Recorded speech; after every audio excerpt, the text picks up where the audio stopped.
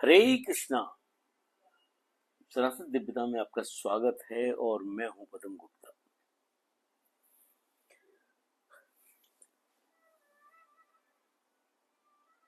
रामचरितमानस बालकांड चौपाई नंबर 11।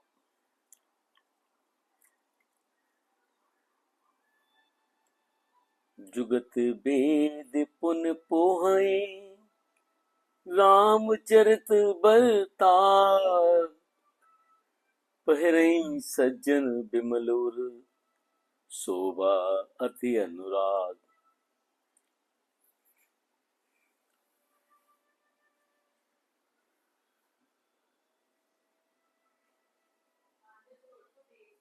उन कविता रूपी मुक्तमणियों को युक्ति से भेद कर फिर रामचरित रूपी सुंदर तागे में पिरोकर सज्जन लोग अपने निर्मल हृदय में धारण करते हैं, जिससे अत्यंत अनुराग रूपी शोभा होती है। वे अत्यंतिक प्रेम को प्राप्त होते हैं। If those pearls are pierced with skill and strung together on the beautiful thread of Sri Ram exploits, and if noble souls bear them in their pure and pious heart, grace in the form of excessive fondness is the result. जे जन में कलिकाल कराला कर तब बायस base Marala चलत कुपंथ बेद मग छाड़े कपट कलेबर कलिमल भांडे। जो कराल कलयुग में जन्मे हैं, जिनकी करनी कोए के समान है और बेस हंस का है, जो वेद मार्ग को छोड़कर कुमार्ग पर चलते हैं, जो कपट की मूर्ति और कलयुग के पापों के भांडे हैं। Those who are born in the terrible age of Kali, who thou akin to the crow in their doings, have put on the garb of swan, who tread the evil path, abandoning the track of Vedas, who are embodiments of falsehood and repositories of sins of the Kali age. बंचक बहत काही राम के किंकर कंचन को काम के तिन मह प्रथम रेख जग मोरी दींग धर्म ध्वज धंधक थोरी।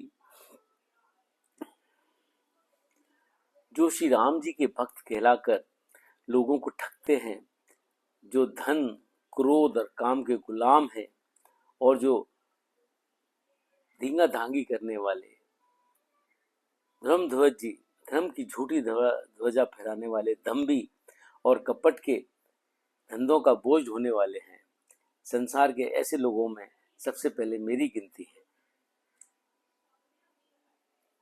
Who are impostors claiming to be the devotees of Sri Ram, thou slaves of mammon, anger and passion, and who are unscrupulous, hypocritical and foremost among intriguers, I occupy the first place among them.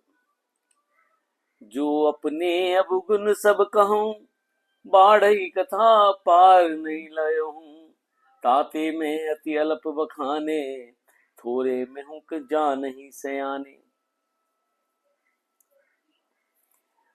यदि मैं अपने सब अवगुणों को कहने लगूं तो कथा बहुत बढ़ जाएगी और मैं पार नहीं हो पाऊंगा। इससे मैंने बहुत कम अवगुणों का वर्णन किया है, बुद्धिमान थोड़े में ही समझ लेंगे।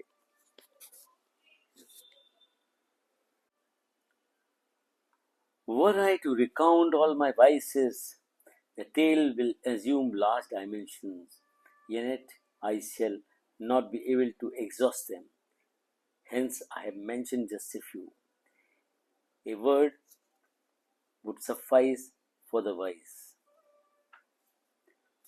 समुझी विविध विधि विनीत मोरी, कौना कथ सुनई देही खोरी, एते पऊ करहई जे असंका, मोयते अधिक तेजल मतिरंका।